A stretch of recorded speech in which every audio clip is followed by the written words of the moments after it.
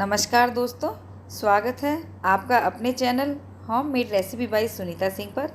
दोस्तों, आज मैं एक ऐसी आइसक्रीम की रेसिपी लेके आई हूँ जिसे आप बड़े बड़े रेस्टोरेंट्स में, होटल्स में जा कर के एंजॉय करते हैं और उसकी बड़ी कीमत भी हम चुकाते हैं। लेकिन वही आइसक्रीम यदि हम घर पर बहुत कम सामान के साथ बहुत सस्ते तरीके से बनाएं तो आप कहेंगे वाह क्या बात है। और ये आइसक्रीम खाने में बहुत टेस्टी लगती है और जितना बनाना इसे ट्रिकी लगता है लेकिन उतना है नहीं। ये बड़ी ही आराम से बन कर के तैयार हो जाती है। ये बहुत ही यम्मी और सॉफ्ट बन कर के तैयार होती है। तो दोस्तों आइए चलिए मेरे साथ, आज मैं बनाती हूँ स्टफ्ड मैंगो कुल्फ़ी की रेसिपी। इसके लिए सबसे पहले रबड़ी तैयार करेंगे। उसके लिए कढ़ाई में 1/4 कप पानी डाल लिया, इससे दूध हमारा तले में चिपकता नहीं है।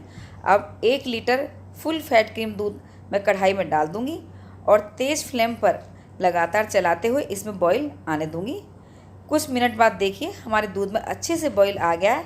बस इसी तरीके से लगातार चलाते हुए दूध को हमें कम कर लेना है। लगभग 10 से 15 मिनट बाद देखिए दूध हमारा थोड़ा कम हुआ है। साइड में जो खुरचन है उसे खुरच के भी हम दूध में मिलाते जाएंगे। अब देखिए दूध हमारा लगभग 600 ग्राम के करीब रह गया है। हमें अभी इसे 5 से 10 मिनट इसी तरह से और पकाना है। देखिए अब दूध रिड्यूस होकर के हमारा लगभग 400 ग्राम रह गया है। बस हमें इस स्टेज पर इसमें 4 टेबल स्पून चीनी डाल देनी है, जो कि वज़न में 60 से 70 ग्राम है। क्योंकि दूध जब गाढ़ा होता है तो उसमें भी अपनी मिठास होती है। साथ में हम 4 से 5 छोटी इलायची के दाने हैं, उन्हें भी पीस कर इसमें डाल करके अच्छे से मिला लेंगे। चीनी डालने के बाद हमने इसे लगभग 1.5 से 2 मिनट और पकाया है। अब हमें इससे ज़्यादा नहीं पकाना है क्योंकि ठंडा होने के बाद ये और भी गाढ़ा होगा। अब हम गैस की फ्लेम बंद कर देंगे और इस रबड़ी को हमने एक डोंगे में निकाल लिया है। इसे अब हम हल्का सा ठंडा कर लेंगे। उसके बाद हम इसे ठंडा करने के लिए फ्रिज में रख देंगे। जब तक हमारी रबड़ी ठंडी होती है, हमने देखिए ये 3 आम साफ़ धोकर ले लिए हैं और ये सफ़ेदा आम हैं। ये पके हुए आम हैं। आम हमें थोड़े टाइट लेने हैं, हमें लूज आम नहीं लेना है। अब इसे हम चक्कू की मदद से इस तरीके से इसके सिरे को कट लगाएंगे, यानी कि इसकी एक कैप बना करके उसे अलग कर देंगे। देखिए इस तरीके से इसे फेंकना नहीं है, इसे रखना है, बाद में काम आएगी। अब नाइफ़ की मदद से जो आम की गुठली है इसके बराबर में चाकू से हम इस तरीके से कट के निशान लगाएंगे ताकि हमारी गुठली इजीली बाहर आ जाए। लेकिन ये कट का निशान लगाते समय इस चीज़ का ध्यान रखिएगा, हमारा आम बाहर से कट नहीं होना चाहिए, वरना जब हम इसमें रबड़ी फिल करेंगे तो वो बाहर निकलेगी। हमें बड़ी ही सावधानी से इस काम को करना है। देखिए ये गुठली काफ़ी लूज हो गई है। अब हम ये पकड़ लेंगे, इसकी मदद से आम की गुठली को बाहर निकाल देंगे और देखिए हमारा आम खोखला हो गया है। जो हमने इसकी कैप अलग रखी थी उसके इसके ऊपर लगा देंगे और इसे इस तरीके से अलग रख देंगे। आइए मैं दूसरे आम को भी इसी तरीके से गुठली निकाल करके आपको दिखाती हूँ। इसकी कैप को चाकू की मदद से अलग कर कर एक तरफ रख दीजिएगा और चाकू को सेम उसी तरीके से गुठली के साइड में इस तरीके से कट के निशान लगाते हुए गुठली वाले पोर्शन को हल्का सा लूज कर लीजिएगा। आम हमें दबाना नहीं है, इसका जूस नहीं निकालना है। देखिए ये लूज हो गई है।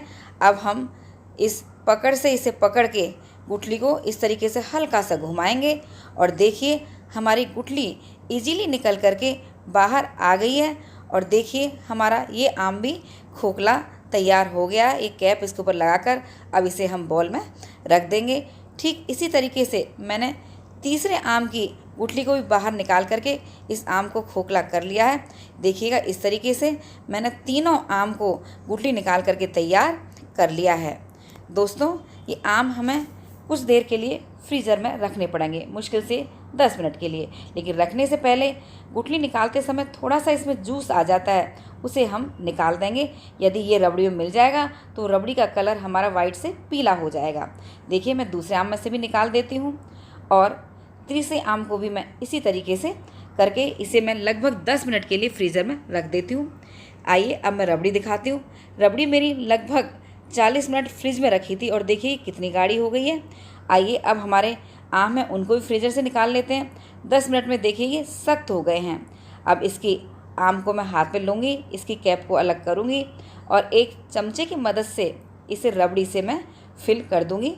रबड़ी को हमें सावधानी पूर्वक भरना है ताकि ये बाहर ना निकले। देखिए मैंने आम में रबड़ी को भर लिया है। अब जो कैप थी उसे लगा दूंगी। एक छोटी सी कटोरी लूँगी, ये स्टैंड का काम करेगी ताकि रबड़ी हमारी बाहर निकले नहीं। आइए इसी तरीके से मैं दूसरे आम को भी रबड़ी से भर के तैयार करती हूँ। देखिए मैंने दूसरे आम में भी रबड़ी को अच्छी तरह से फिल कर दिया है। अब इसकी मैं आम से जो कटिंग करके कैप बनाई थी उसको मैं लूँगी और इसे कवर कर दूँगी और इसी तरीके से छोटी कटोरी का स्टैंड बनाते हुए इसे सीधा रखूँगी। देखिए मैंने तीनों आमों में रबड़ी भर के तैयार कर लिया है। अब इन्हें मैं फॉयल से इस तरीके से कवर कर दूँगी ताकि जो हमारे आम के ऊपर कैप है वो हिले नहीं और रबड़ी बाहर निकले नहीं। अब इन्हें फ्रीजर में मैं रात भर के लिए छोड़ दूँगी। दूसरे दिन आइए मैं फ्रीज़र में से आम निकालती हूँ और इसके फॉइल को भी अलग करके दिखाती हूँ। फ्रीजर से निकालने के बाद मैंने आम को 5 मिनट बाहर छोड़ा है। उसके बाद आइए मैं इनको इस तरीके से छिलका उतार लूँगी। देखिए चाकू से इजीली छिल रहे हैं, लेकिन फ्रीजर से निकालने के बाद इसको 5 मिनट बाहर ज़रूर रखना है। आप चाकू से छीलना चाहें तो चाकू से भी छील सकते हैं, इजीली छिल जाता है। और आप यदि इसे पीलर से छीलना चाहते हैं तो उससे भी बड़ी इजीली छिलता है। आइए मैं आपको पीलर से भी छील के दिखाती हूँ। देखिए पीलर से भी आसानी से पील हो रहा है। बस इसी तरीके से आम को मैंने अच्छी तरह से छील लिया है। देखिए इस तरीके से। अब आम के ऊपर जो ये कैप है इसे मैं निकाल करके अलग रख दूँगी। आइए अब मैं इसे कट करके दिखाती हूँ। इस तरीके से देखिए कितना आसानी से कट हो रहा है और देखिए ये हमारी आइसक्रीम कितनी अच्छी लग रही है। और सच में दोस्तों ये आइसक्रीम बनाना बहुत ज़्यादा कठिन नहीं है। और देखिए मैंने कितनी इजीली इसको बना करके तैयार कर लिया है। अब कटी हुई आइसक्रीम देखिए कितनी अच्छी लग रही है। अब इस स्टफ्ड मैंगो आइसक्रीम को मैं एक प्लेट में इस तरीके से रख लूँगी। देखिएगा ये कितनी शानदार बनकर तैयार हुई है। ये आप इसे ऐसे भी खा सकते हैं, लेकिन हमारी आइसक्रीम देखने में और सुंदर लगे उसके लिए मैं इसे कटी हुई पिस्ता की कतरन से गार्निश कर दूँगी। देखिएगा ये अब कितनी सुंदर दिखने में लग रही है। और दोस्तों ये बहुत ही सॉफ्ट बनकर के तैयार हुई है। आइए मैं आपको कट करके दिखाती हूँ। देखिए ये इजीली कट हो रही है। और टेस्ट तो दोस्तों आप बनाएंगे तभी आपको पता चलेगा। आइए मैं इसका टेस्ट करके आपको बताती हूँ कैसी बनी है। वाह दोस्तों ये बहुत ही टेस्टी बनकर के तैयार हुई है। तो दोस्तों जैसे जैसे मैंने बताया ठीक उसी तरीके से आप मैंगो स्टफ्ड कुल्फ़ी को बनाइएगा और अपना फीडबैक कमेंट सेक्शन में ज़रूर दीजिएगा।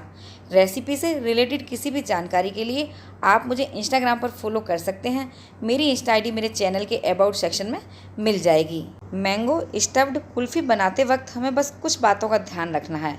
एक तो आम रेशेदार नहीं होना चाहिए, मैंने सफ़ेदा आम का इस्तेमाल किया है। दूसरा आम खट्टा नहीं होना चाहिए और तीसरा आम जो है लूज नहीं होना चाहिए, तभी हमारी आइसक्रीम अच्छी बन कर के तैयार होगी। तो दोस्तों यदि आपको मेरी रेसिपीज़ अच्छी लगती हैं तो प्लीज़ लाइक, कमेंट, शेयर और सब्सक्राइब ज़रूर कीजिए।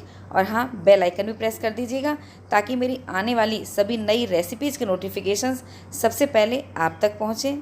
Thanks for watching. मिलते हैं नेक्स्ट वीडियो में, तब तक के लिए बाय बाय।